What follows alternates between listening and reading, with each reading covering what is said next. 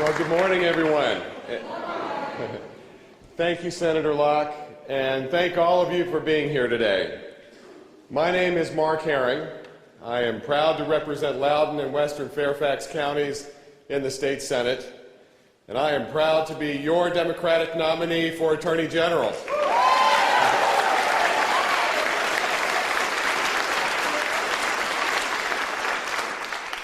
Having lived in Loudoun County most of my life and raised my two children in Virginia with my wife Laura, I know just how important this election is to Virginia and to Virginia women. The choice for Virginia could not be clearer. From our commitment to investing in education, strengthening our transportation infrastructure, and protecting women's access to health care,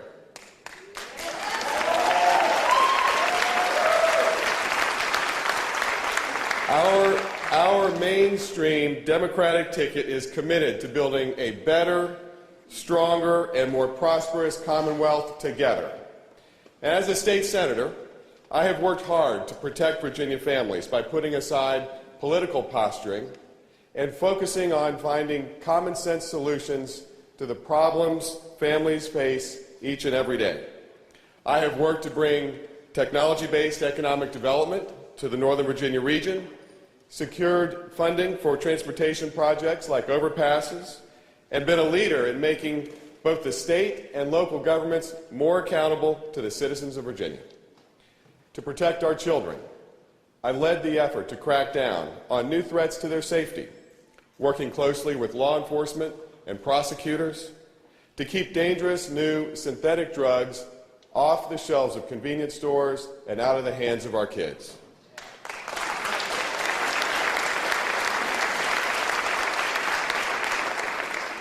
My opponent, Senator Mark Obenshain, would be a continuation of Cuccinelli's approach. And for the past 4 years, Ken Cuccinelli has bent and twisted the law in order to impose policies on Virginians that are way outside the mainstream, and Obenshain would be a continuation of that. He himself has said that he and Cuccinelli are like two peas in a pod, philosophically. That he would take the baton from Ken, build on his work without missing a step. That is the wrong approach for Virginia. We need bipartisan leadership and a mainstream approach, and that is why I am proud to share our Democratic ticket with Terry and with Ralph, because I know they share my commitment to building a safer Commonwealth for Virginia's women and families. And I am honored to be here this morning with all of you for this important event, because your vote and your voice will make the difference in this election. Together, we can build a brighter future for Virginia. But it's going to take all of us doing everything we can for the next 8 days to ensure that Terry and Ralph and I can serve you for the next 4 years. Now, I know many of you have already been working hard on our campaigns, but I'm going to ask you to take a moment today and sign up for just 3 more shifts. Just 3 more shifts. Commit yourself to just 9 more hours. Every second you have will help. I want to thank you for being here. Thank you for your support. And on to victory on November 5th.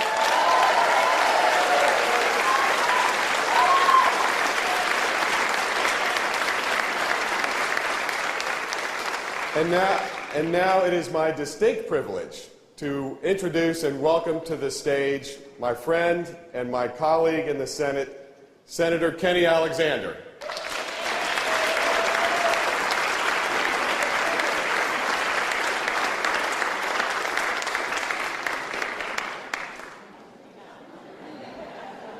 I think I'll be welcoming Senator Kenny Alexander. I will be welcoming Senator Kenny Alexander. Thank you, Mark. The next Attorney General for the Commonwealth of Virginia, Mark Herring. Thank you all for being here. It's great to see all of you here in Norfolk today. I've been involved in political campaigns for a very long time, and I will assure you, this is the best time of any campaign as we wind down to Election Day on November the 5th. It's good to see all of you here supporting our terrific candidates, Terry McAuliffe, Ralph Northam, Mark Herron, and our constitutional officers, as well as the members of the House of Delegates.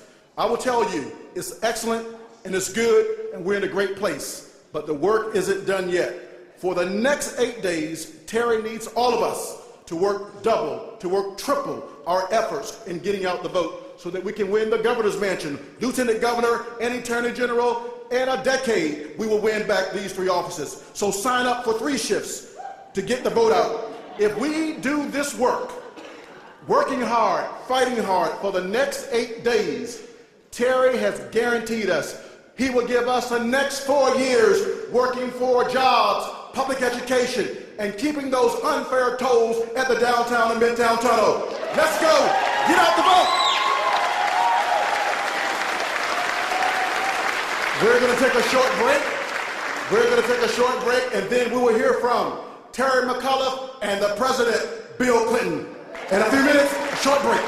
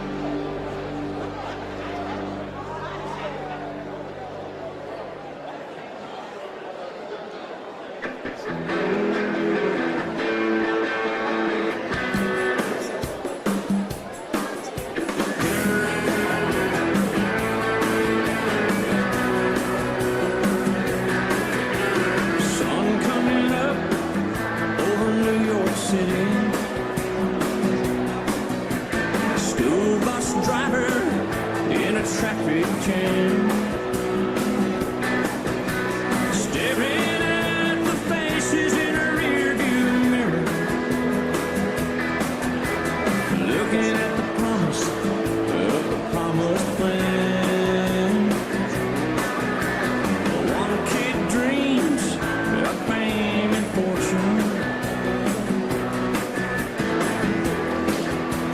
kid helps pay the rent. One could end up going to prison. One just might be president.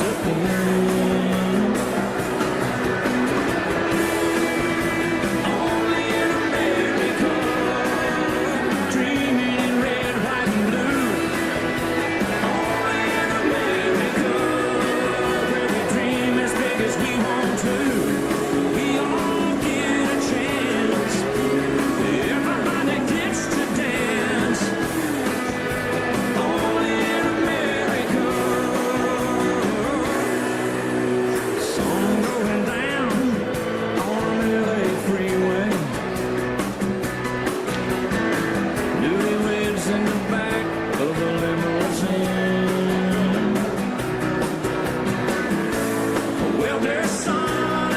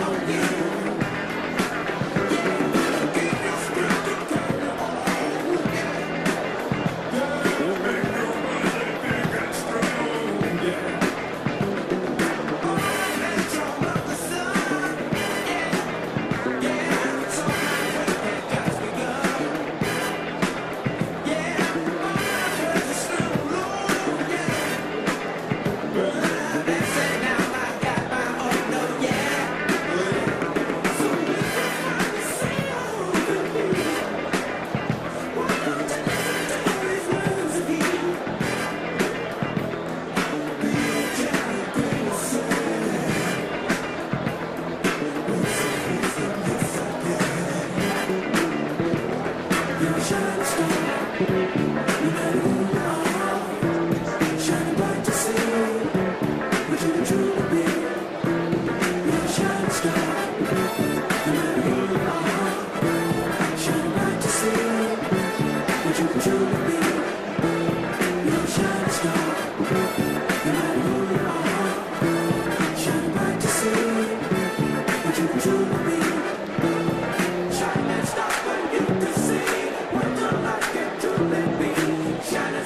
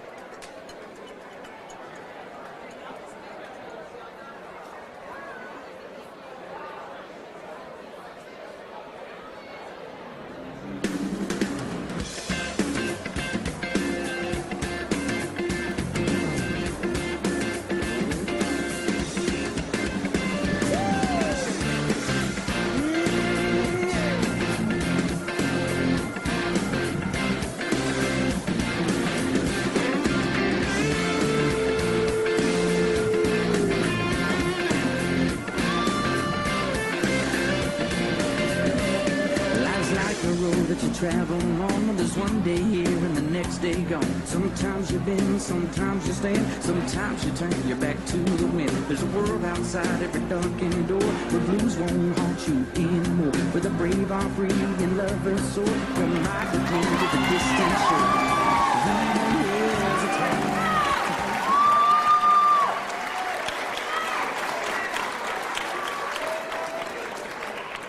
Good morning, Hampton Roads.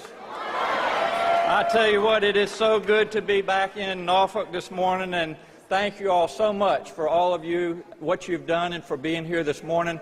I'll tell you, this is really an exciting time for us in Virginia. Just a week ago, Secretary of the State Hillary Clinton was with us, and today, in just a little bit, you're going to hear from President Bill Clinton and also the next governor of this great Commonwealth, Terry McAuliffe.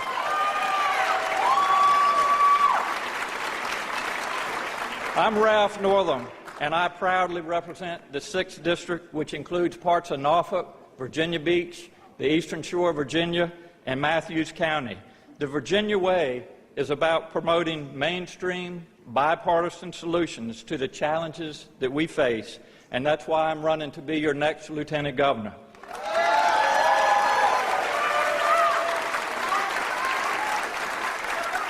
Since I was first elected in 2007, I have been a tireless advocate for women's health and for issues critical to Virginia's future, including public education, economic development, protecting our environment, and finding long-term solutions to our transportation challenges.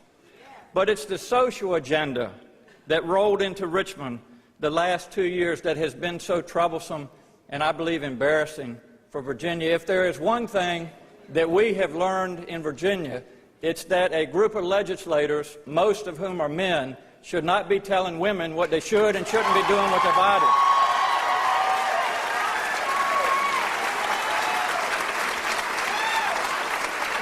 As a doctor, as a child neurologist right here at the Children's Hospital of King's Daughters in Norfolk, it is offensive to me that government would want to get in between a woman and her doctor. I led the fight to repeal the intrusive ultrasound mandate, and as Lieutenant Governor,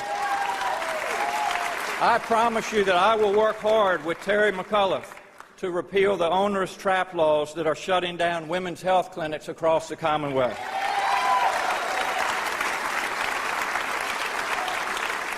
The personhood bill would criminalize birth control and in vitro fertilization. That is a terrible business model for our Commonwealth. Can you imagine what woman in her right mind would want to come to Virginia with that type of legislation? My record of bipartisan compromise and working across the aisle show my commitment to delivering results for Virginia and our families rather than putting a personal agenda first. I know that you share my commitment and Mark and Terry's commitment to these issues and our mainstream approach, and that's why you have already given so much to our effort. Thousands of Virginians have volunteered for our campaign and the campaigns of Democrats across the Commonwealth. Together, you have already nearly 200,000 hours of your time because you recognize how important this election is and how much is at stake for Virginia, Virginia's women, and for Virginia's children.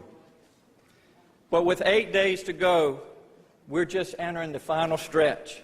Over the next 8 days, we need your help to double the amount of effort we have already put into electing our mainstream Democratic ticket on November the 5th. So please, while you're here on this incredible morning, take a moment to sign up for one of these blue and green cards.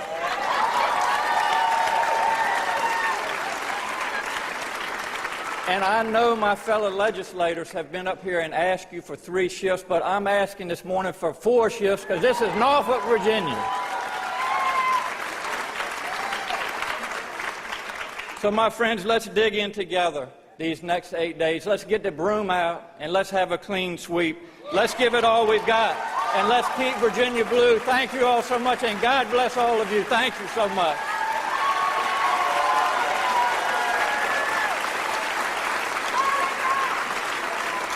It is now a tremendous privilege for me to introduce to you a great friend of the Commonwealth of Virginia, a great friend of Hampton Roads. He's been in the Congress since 1993. My friend, Congressman Bobby Scott. Please welcome him to the stage.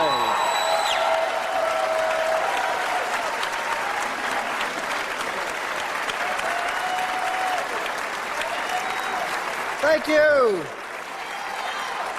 Thank you.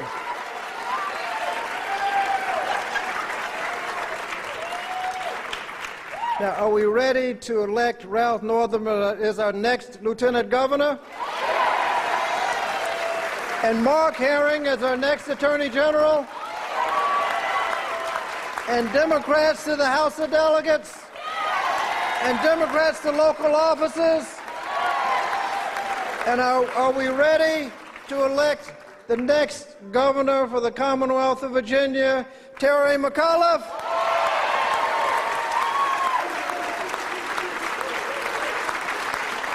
And are we ready to hear from President Bill Clinton?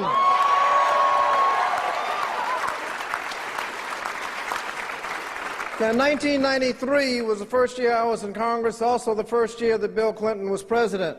The first thing we did was pass his economic plan, passed by one vote. And there are 218 members of the House of Representatives that claim to be, as I do, the tie-breaking vote to make sure that plan passed. And that plan created 22 million jobs, balanced the budget, went into surplus. We would have paid off the entire national debt held by the public by 5 years ago if we hadn't messed it up after he left office. The economy, as measured by the Dow Jones Industrial Average, more than tripled during his presidency. We need that back, and that's the kind of work that Terry McAuliffe is going to do for us right here in Virginia. Now, I've spent a long time in government. I served in the House of Delegates and State Senate. Now I'm in Congress, and I can tell you that I know that Terry McAuliffe is the right choice for Virginia. Terry McAuliffe is needed in Virginia, and he will be a great governor for the Commonwealth of Virginia. Terry comes from a middle-class background. He's the youngest of 4 boys, son of Millie McAuliffe and Jack McAuliffe, who was an Army captain in World War II. He started his first business at the age of 14, paving neighborhood driveways to pay his way through college.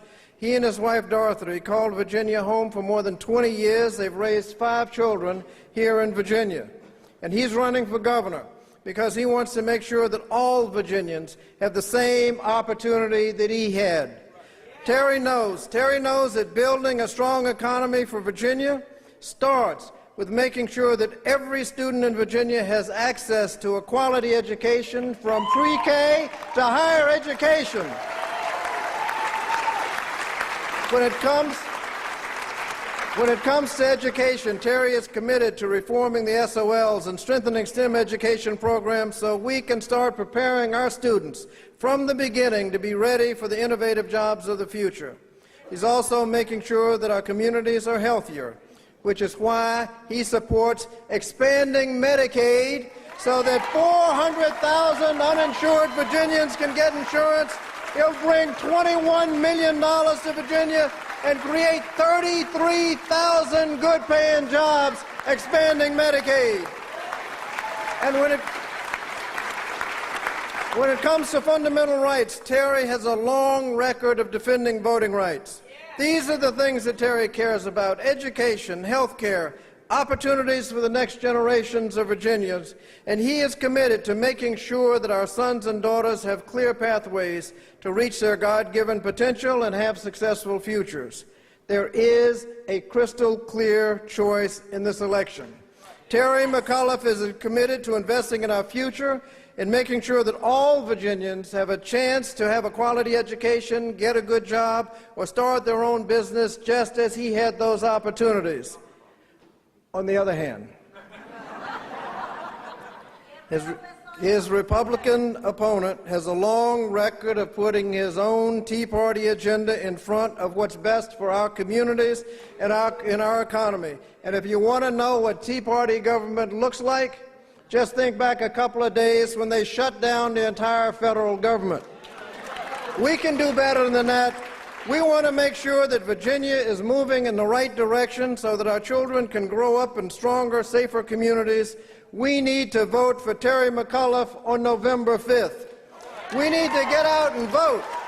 So please sign up for 3 shifts to help us get others out to vote, to make sure 4 shifts. Make sure you sign up for 4 shifts because this is Norfolk.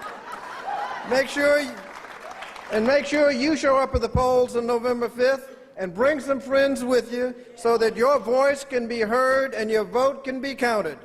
Thank you for being here, and thank you for voting to elect Mark Herring as Attorney General, Ralph Northam as Lieutenant Governor, Democrats to local and state offices. And now, let's hear it from our next 2 speakers. The next Governor for the Commonwealth of Virginia, Terry McAuliffe, and President Bill Clinton.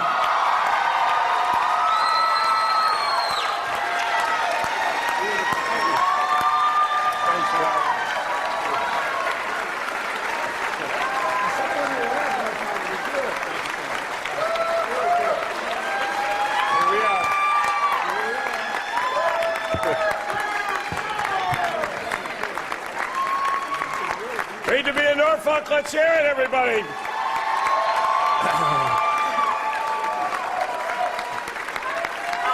Well, thank you. What a great crowd. Early Monday morning. We got a week to go to Election Day, folks. You ready? So am I.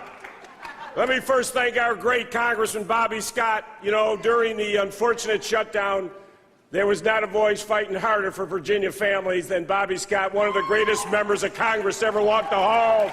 Thank you, Congressman Scott. Give it up for Bobby. And Hampton Roads is lucky to have 2 senators, Kenny Alexander and Mamie Locke, representing us in Richmond. They fight for us every single day. Give them a great round of applause.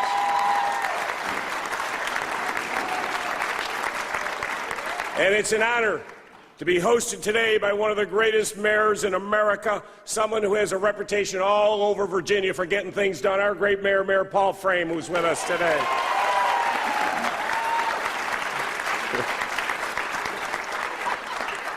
And, of course, the amazing ticket that I'm running with, Mark Herring, Ralph Northam, our next Lieutenant Governor and Attorney General of the Commonwealth of Virginia. I thank both of them.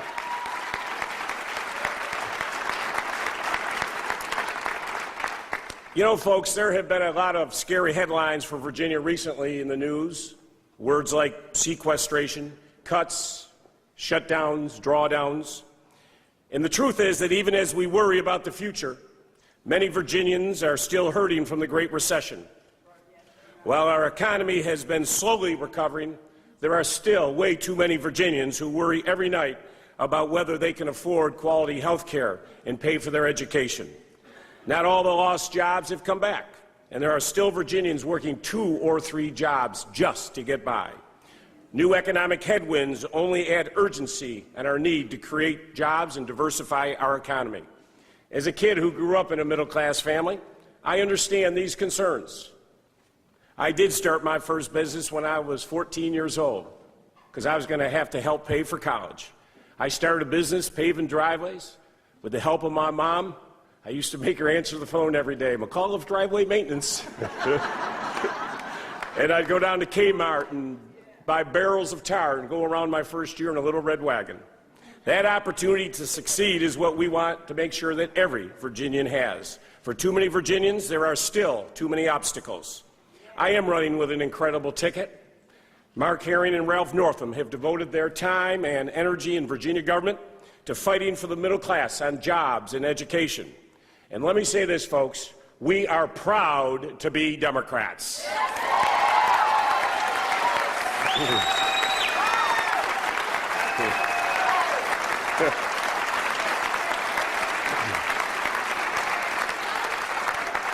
But we're also proud that our ticket is in the mainstream of Virginia. And this mainstream ticket is laser focused on the issues that matter to all Virginians. Less traffic, great schools, and economic opportunity for the middle class. Before we get into the important differences in this race, I wanted to take a moment to talk about an issue that is on everyone's mind in Hampton Roads and has been for a long time, and that's the issue of transportation. It may be the biggest difference in this race. I proudly supported Governor McDonald's funding compromise. It wasn't perfect, but we could not wait any longer to finally fund transportation in Virginia, here in the Hampton Roads region, the work that we need to do to make sure we're protecting all of our military assets. I had a son now at the United States Naval Academy, and he spent time down here in the summer. And he said all they talk about at the base is, can they leave, when they leave, because if there's an accident, they may not be able to get back to base on time. We got to make sure we're helping our military assets here and protecting those assets so we can increase and grow them. We have the deepest port in the East Coast. We have to open up our port so that we can traverse commerce all across Virginia. That's why I've called for 4-lane and 58 all the way. In 2 years, when those big Panamax ships come around, where do they go? Savannah, Charleston, Jacksonville, New Jersey, New York. We want them to come here to Virginia. In order for that to happen, we got to make sure we get the goods from the port to the commerce of America. Let's 4-lane 58 all the way out, folks. Advanced manufacturing, distribution centers.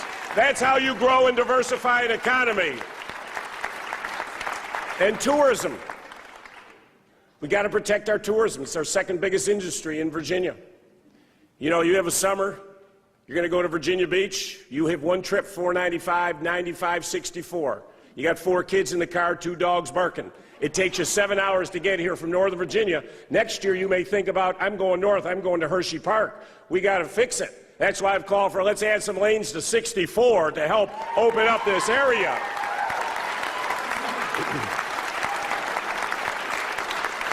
So now we have some money to do what we need to do. It was a real defining moment this year in Virginia. And my opponent, Ken Cuccinelli, was the #1 opponent of Governor McDonald's transportation plan. He used every tactic possible to derail it, including some last-minute legal maneuvering. And he went further. He backed a Tea Party alternative that even a conservative columnist said was designed to undermine the progress being made. She wrote that Cuccinelli's actions, quote, he is a dogged ideologue and tried to derail the governor's plan. In Hampton Roads, he has attacked me for supporting light rail, which is being extended to Virginia Beach.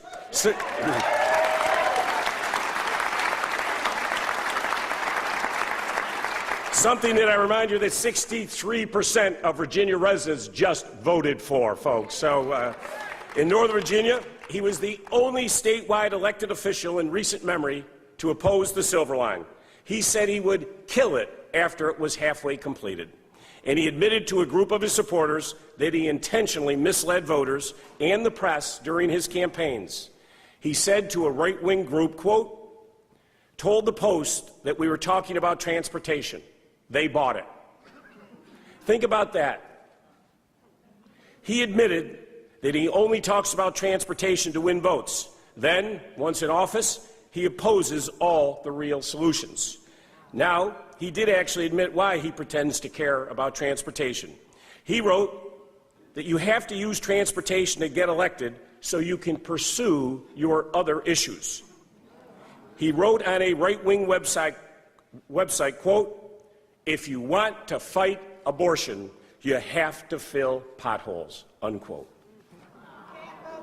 It's deceptive, and it's a deceptive attempt to hide his extreme record of opposing bipartisan transportation solutions. The Washington Post wrote, quote, Cuccinelli would have Virginians believe that roads can be built on a wing and a prayer. Here is the truth. If he was elected, Ken Cuccinelli's ideological extremism would cripple progress on transportation in Virginia.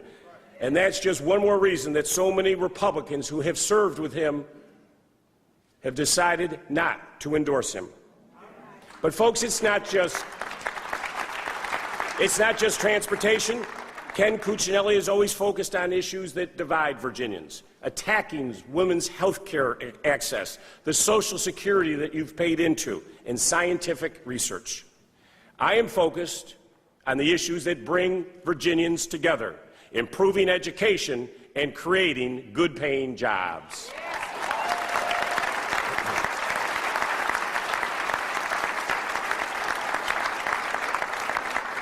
The Tea Party ticket proposes an ideological and irresponsible tax plan that could lead to a budget crisis and devastating cuts to education. And now, E.W. Jackson says that he and Cuccinelli support completely eliminating the corporate income tax in Virginia.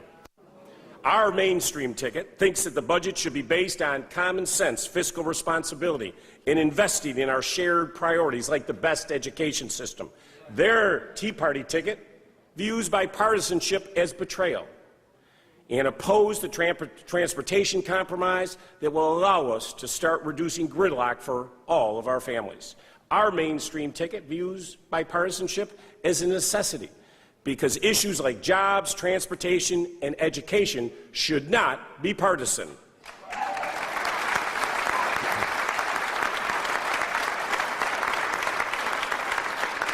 Their Tea Party ticket is proposing an education plan that would divert money away from public schools.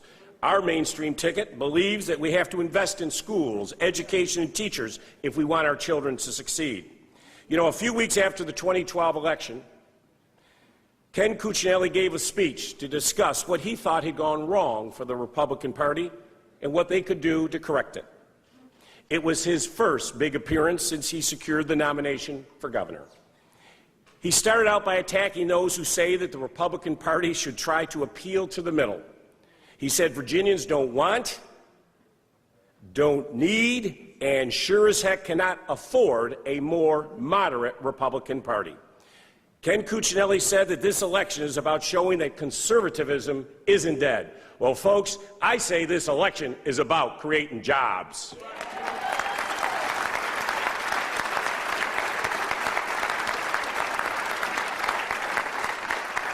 We create jobs and move Virginia forward by bringing people together and focusing on the right issues. When we know that the jobs of the future require specialized skills, we need to invest in our community colleges, the engines of workforce training in Virginia. I have been to all 23 community colleges, and they are a true pathway to success for our middle class, helping workers gain new skills for a new economy.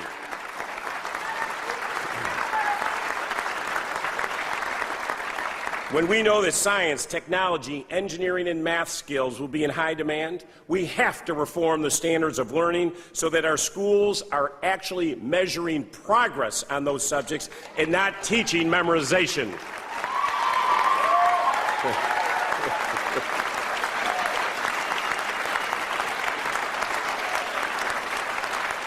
When we know there is still discrimination in the Commonwealth, we have to work hard to make sure that everyone is treated equally in the criminal justice system and that once you have served your time, you should regain your right to vote.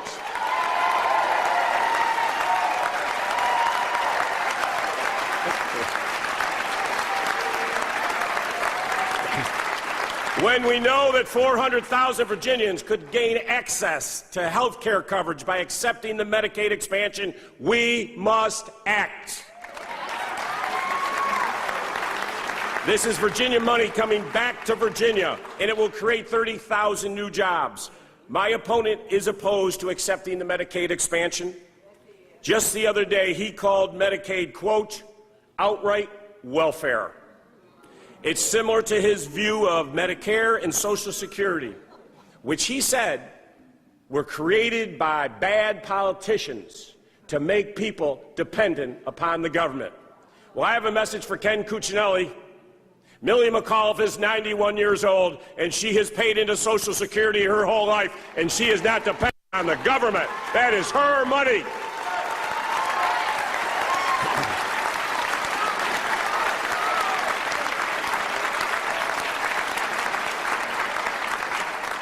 So he doesn't want to accept the Medicaid expansion, but then he also complains about Virginians, quote, clogging up emergency rooms. and he was the sole sponsor of legislation which was opposed by hospitals that would allow emergency rooms to fingerprint individuals who could not pay their bill immediately. Fingerprint. So what does that really mean?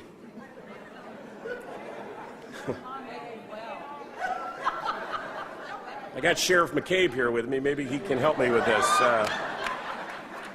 He opposes getting 400,000 Virginians covered by bringing Virginia's tax dollars back to Virginia. But then when those 400,000 Virginians have to seek medical care at an emergency room, they could be fingerprinted? Folks, who thinks like that?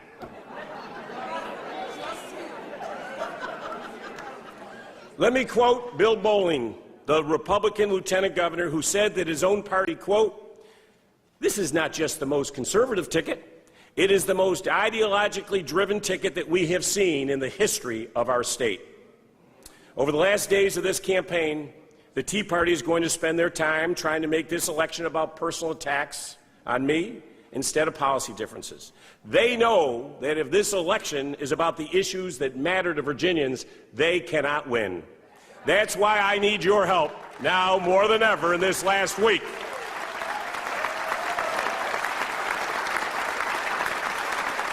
All of you in this room worked so incredibly hard in 2012. And if you haven't signed up yet to help this campaign and help our ticket, we need you to do that today. Because we know that even with the millions spent on television ads in Virginia, everybody who looked at last year's election understands that it really is the grassroots energy and turnout that really matter the most. So I need your help. If you haven't signed up, please sign up. And for all of those today who are actually helping the campaign, I'm asking you today to dig a little bit deeper. We only have about a week to go, folks. It's exciting out there. I want you to know that. And over the next week, the most important thing we can do is to have those face-to-face conversations with voters. Talk to them about these key issues. We call it Get Out the Vote. We need you all involved in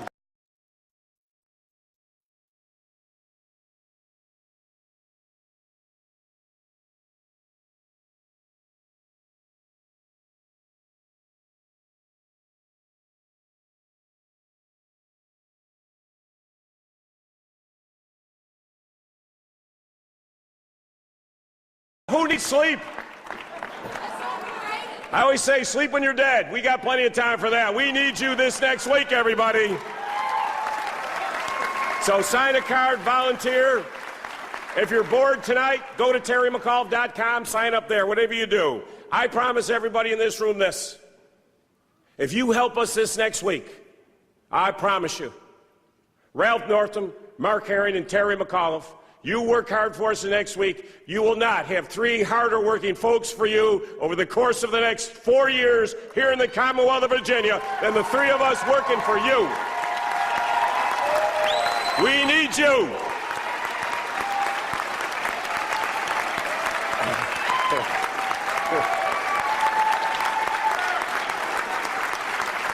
Folks, I remember it got dark last November, just before 6 o'clock. I had been asked by President Obama's campaign to go out to Montrose Elementary School in Henrico County. There were hundreds of people in line. It was dark and it was chilly.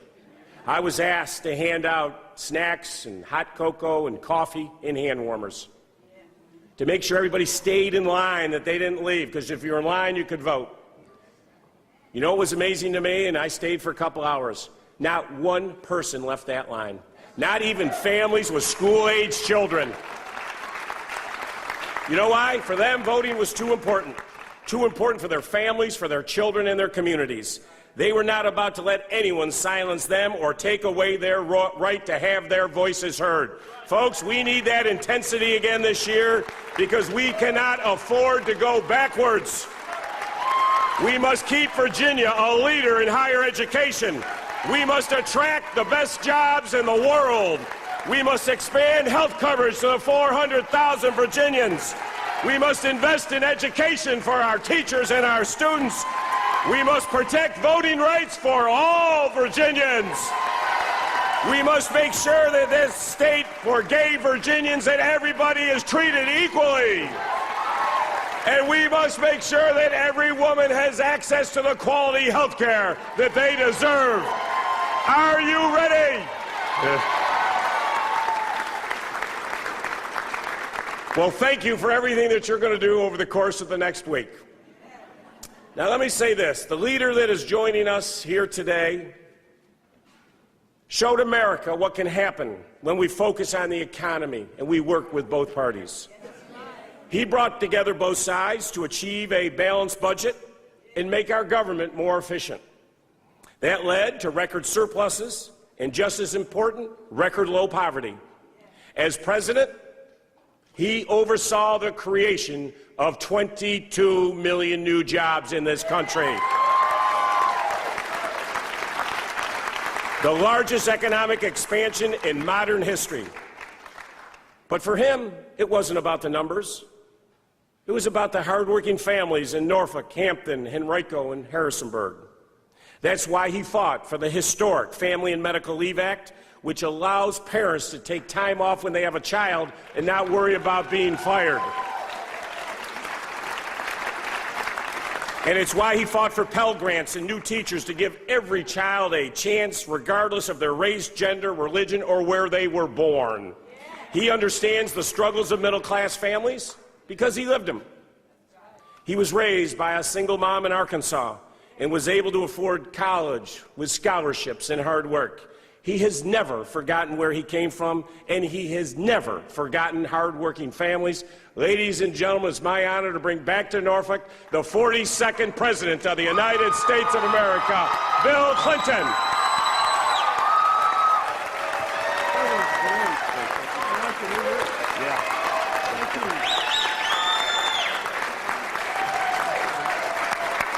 Thank you very much. Thank you. Thank you. Thank you.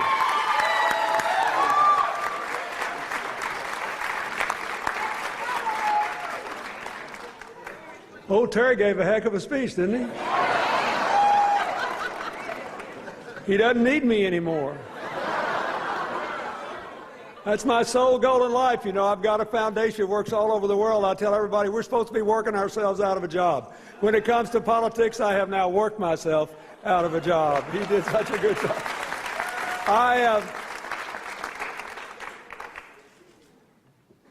Mayor Frame, thank you for welcoming us here. Mayor Wright, Mayor Johnson, Delegates James and Hester, and my family's longtime friend Lionel Spruill, thank you for everything you've done for us.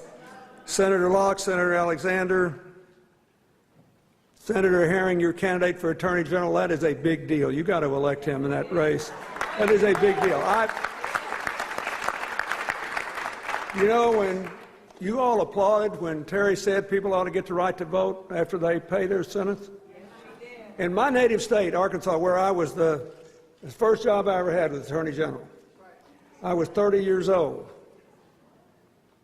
And I had a member of my family who had once served a brief sentence. He was also a World War II veteran and was injured for life. And his life was cut prematurely short because of his service for our country. And he died 1,000 deaths at every election because he couldn't vote. So we had to change the Constitution by legislative act. It was the only part of our Constitution that the legislature could change if 3/4 of both houses voted to let people who had been convicted of a felony register to vote. We did that in 1977 because I had personal experience of that. Now, I'm just telling you, it matters who the Attorney General is, and don't forget that. And Senator Northam, I saw one of your television ads last night.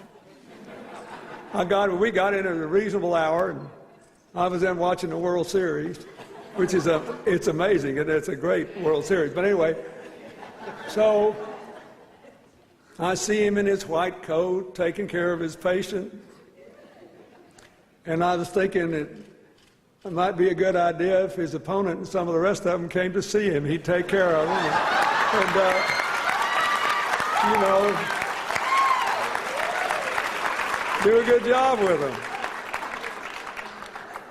And Congressman Bobby Scott, I can't thank you enough for all the years of friendship. We actually went to Washington together after the 1992 election. And he did cast the deciding vote on my economic plan. So,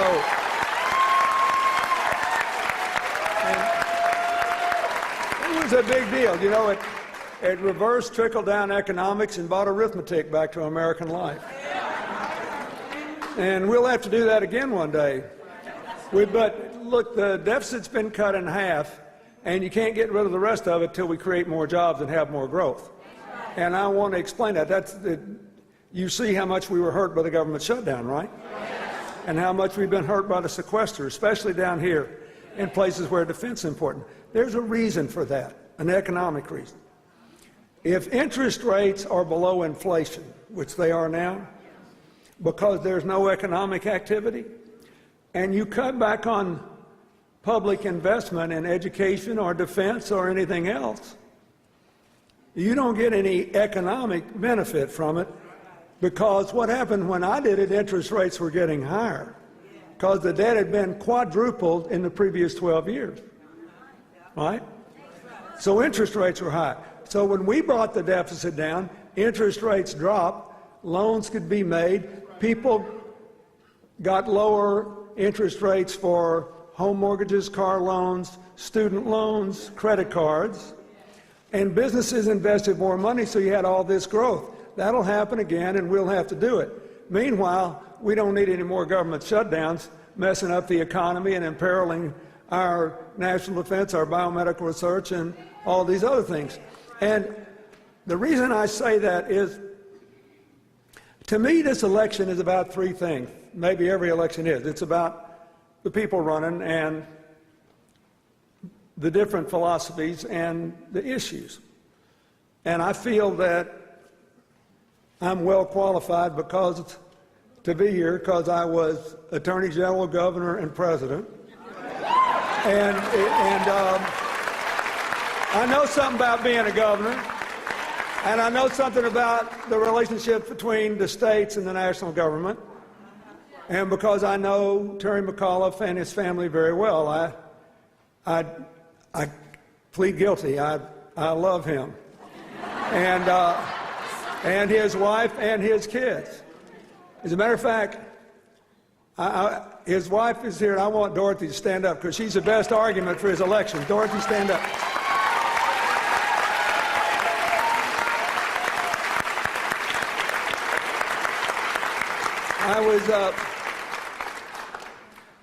The best argument for a person being put in an executive position is whether they overmarried.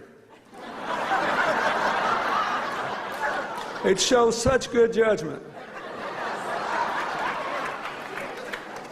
But look, I've known his kids all, yeah, Exhibit A, right? Exhibit A. So, we're laughing about this, but you can tell a lot about somebody if you go on a vacation with them and their kids are little and you see how they're raised and you see what they're taught. Terry told you about his son at the Naval Academy who came down here as part of his responsibilities. He's getting ready to, next year will be his last year. But here's the thing he didn't tell you. And I haven't said this in any other place, but I don't think his parents will be mad. When he was in high school, Jack McAuliffe was one of the finest rugby players in America in high school. He's now one of the finest college rugby players. It's a rough sport, in case you hadn't noticed. I once got a concussion playing rugby and never recovered, some think. But anyway, he comes to his parents, and he's really smart. And because he had this skill, and a lot of the smaller, more academically prestigious schools who can't afford to develop, big football teams or competitive basketball teams, they do well in rugby and lacrosse and some others, right? So, trust me, Jack McAuliffe could have gone to Harvard, Yale, Princeton, Stanford, you name it. And he came to his parents and he said, will you be disappointed with me if I don't go to one of those Ivy League schools? I want to go to the Naval Academy. I want to serve my country. And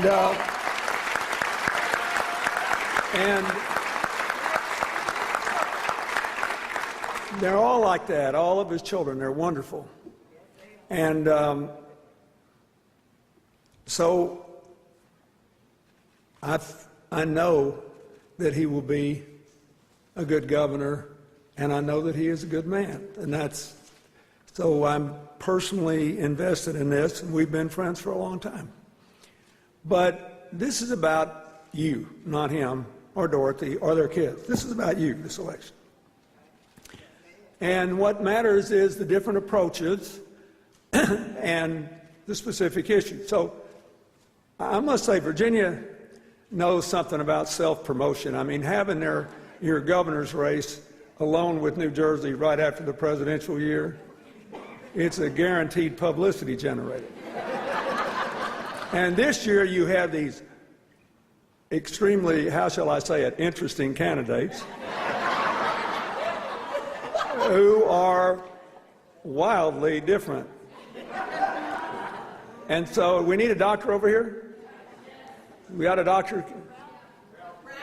Ralph, you want to go take it? There's somebody there? Somebody right there. She seems to be up and well. Let's give her a hand. Okay, so there are all these differences. Terry just went through his, mentioned a few of Ralph's differences with his opponent. But I want you to think about this in terms of philosophy. All over the world today, and you know, my foundation works all over the world. All over the world today. There's a global shortage of jobs for young people that you see in America. In our country, it's aggravated by the absence of good jobs available for middle-aged people who lost their jobs when the crash occurred, and they don't have a college degree, so they're having a hard time getting hired again or getting hired making anything like what they were making before. So that today, after inflation, the median family income in America, the one in the middle, is actually lower than it was the day I left office. And this is a huge challenge in America and around the world. And I still spend a lot of time thinking about it. So the first thing you got to decide is, think about the dominant politics of America today. You got Terry and his party, the Democrats, and their Republican and independent supporters, who are numerous, right? Focused on cooperation. You have his opponent focused on conflict and ideological purity. You can see this all over the world, the same sort of fight. What's your model? Cooperation or conflict? Cooperation or conflict? And I think it's an important distinction to make. It's good to have a philosophy. Some of us a little more liberal, some a little more conservative. Some of us lean a little toward helping people more and using the power of government to help people more. Others a little worried about controlling how much we spend and making sure we support business. And if we all sit down together, 9 times out of 10, we make the best available decision and we go forward. So we advance equal opportunity. We take care of people who, through no fault of their own, can't take care of themselves. And we build a country with shared opportunities and shared responsibilities because we know we're in the same community. Right? So our differences help us, because nobody's smart enough to be right all the time. But if we think we are right all the time, then we don't have anything to learn from anybody else. And then we do things like, wait. And most dangerous in a democracy with complicated problems, the facts become irrelevant. And you do things like Terry's opponent did. You sue a college professor because he wants to study climate change. I have decided that doesn't exist. I don't care if 95% of the scientists in the world say it does and we're causing it, and we better find a way to deal with it before the waters rise and all kind of other bad things happen. Now, the insurance companies that deal with Virginia's coastal cities don't agree. And they're trying to figure out how to help us build up, dig down, be stronger, be smarter, manage what's going to come, and minimize it. That's what people who live in the fact-based world do. But if you got an ideology, don't bother me with the facts. I got my mind made up. I submit to you that is a very dangerous approach to take in a world with a lot of complicated parts. And if you look at this health care deal. Look at this health care deal. Look, the computer glitches, it's a bad deal, but they'll fix that out. And everybody's forgotten, because of people attacking the president have an interest in their forgetting. But when President Bush passed the Medicare drug benefit program for seniors, it wasn't paid for, and it was more unpopular than the health care bill was. And there were horrible computer problems when it was implemented. You had seniors going into their community drugstores being told they had lost coverage for medicine they were already taking. And if it hadn't been for the community pharmacists basically deciding they were going to exercise a little common sense, a lot of those people would have been in danger. But we all pulled together, Republicans and Democrats, the members of Congress. They didn't do what's happening now. They said, okay, we think this should have been paid for. We don't like the way it's designed, but we want all of our constituents to understand it and make the best of it. That's what you did, isn't it? That's what we did. They had meetings. The people that voted for it and the people that voted against it said, it's the law of the land, let's make the best of it. They weren't rooting for America to fail. So, but I just want to say something about Terry. You all applauded when he said we got to take the Medicaid benefits. And his opponent said it's a welfare program. Let me tell you something, folks. Anybody who's unable to work and still getting welfare support is already on Medicaid. This Medicaid expansion goes to people who are working and have children and cannot afford health insurance because their wages are too low. It goes to people whose incomes are between 100 and 133% of the poverty level. People we should all admire because they get up every day and they go to work and they don't make as much money in a year as some of us do in a day. But they show up and they deserve the right to get health insurance for their kids.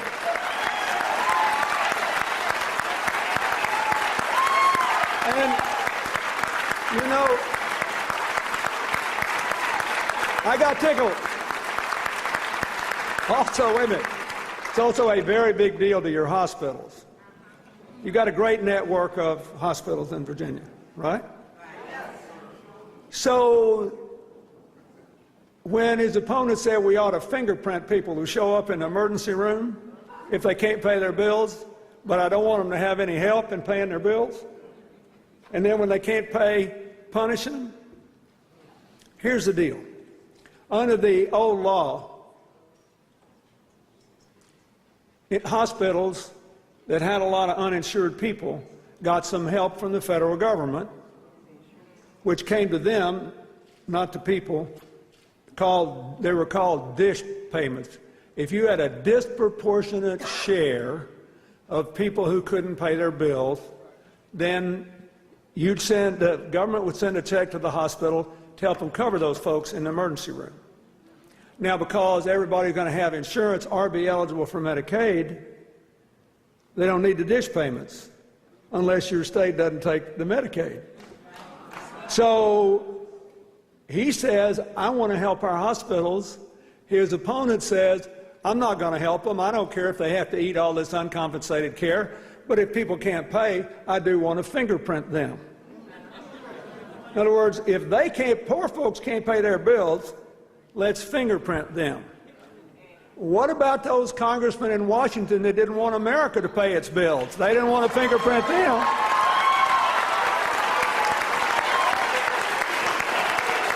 Now, why do I say that?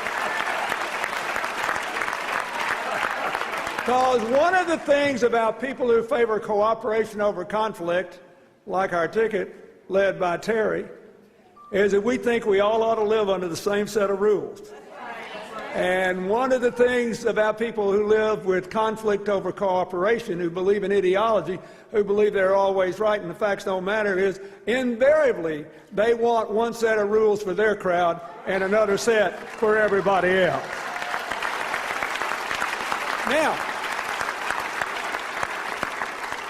I knew, just to get into where we're going now, I knew that Terry was on the right path when he told me a year ago he was going to visit every community college in this state. Why? Because they work the way America ought to work. Think about it. They're open to everybody, right? They don't care how old you are, how much money you got, what your race is, what your gender is, who you love, or whether you're disabled or able. They don't care about any of that. You know, you just show up, and if you can do the job, you get the certification, and it makes you more employable.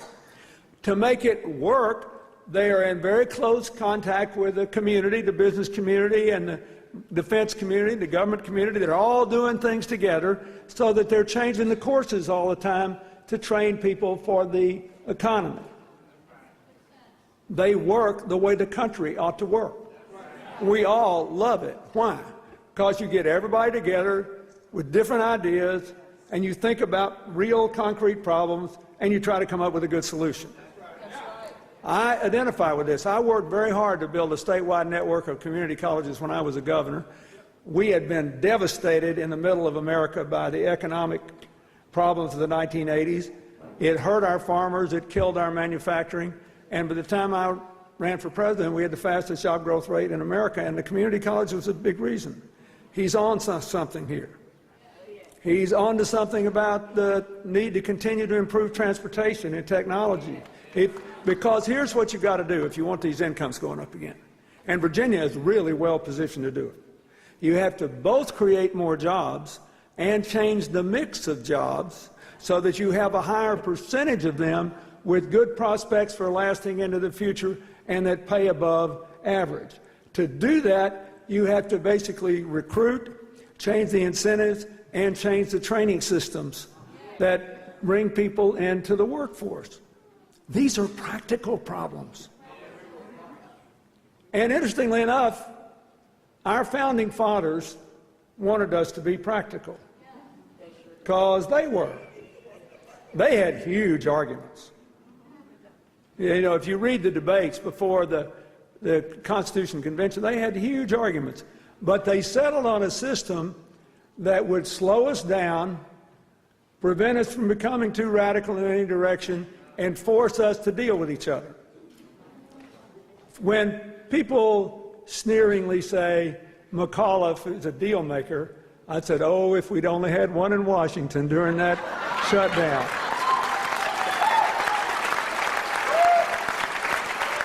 If you go back and read your United States Constitution, and you ask yourself, how would anybody get through that thicket to get anything done? The Constitution might as well be subtitled, The Art of the Deal. Because it was based on a belief that nobody's going to be right all the time and that we ought to have to deal with each other. Respectfully, with all of our convictions and all of our differences, in the end, we got to get the show on the road. So this is really important. I told somebody the other day, and I said yesterday to the crowd, I said, you know, I believe in a year, if you elect Terry a week from now, I believe in a year he'll be so popular, half the people that voted against him will wonder what they were thinking. Because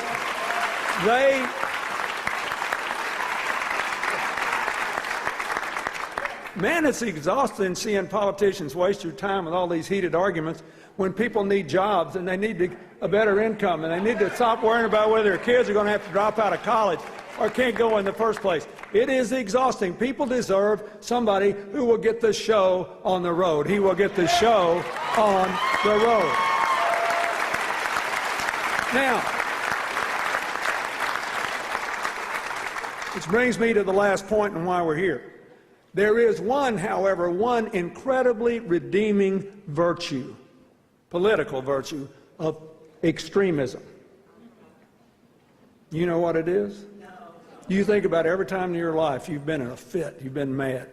If you can get people all torn up and upset, and you've got steam coming out of their ears instead of light bulbs coming on in their head, if they're angry and frustrated, and, you know, they basically mainstream all this venomous media stuff, and they believe any bad thing they hear about somebody that doesn't agree with them, and any good thing that's claimed by somebody that does, they do show up to vote.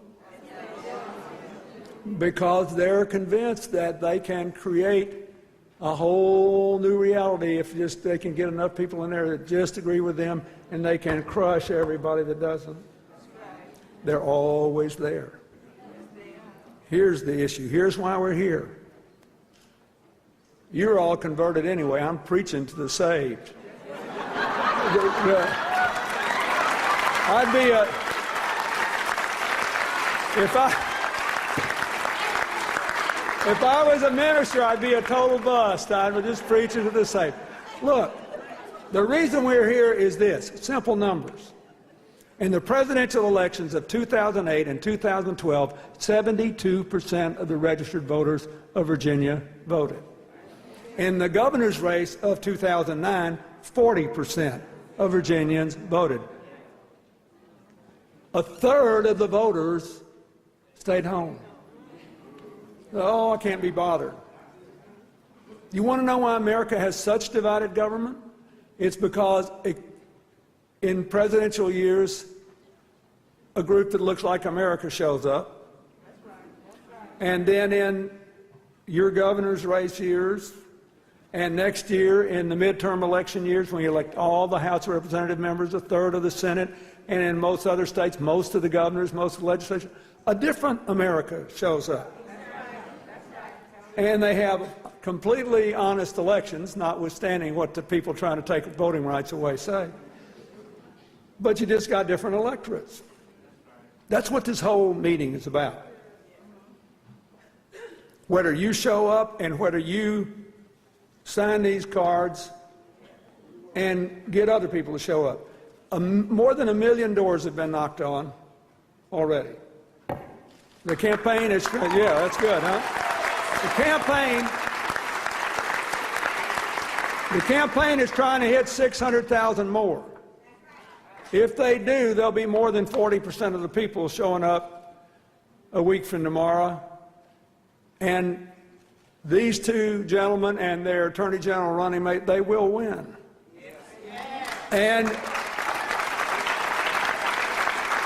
But you just remember, the real reason you're here is that the single redeeming virtue of political extremism is people show up on the other side. And so are you going to show up? And every one of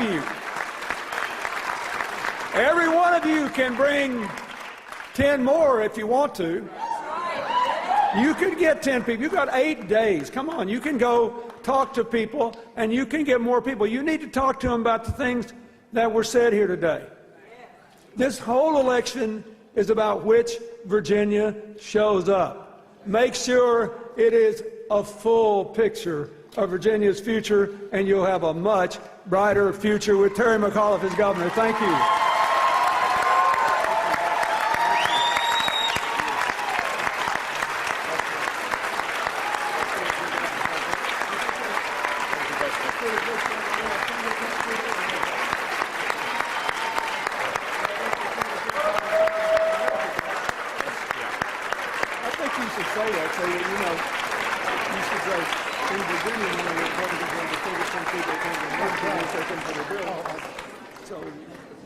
If you don't want to pay American print, let's fingerprint it.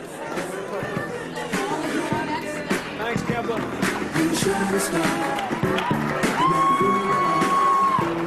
Shine bright to see what you can truly be, what you can truly be.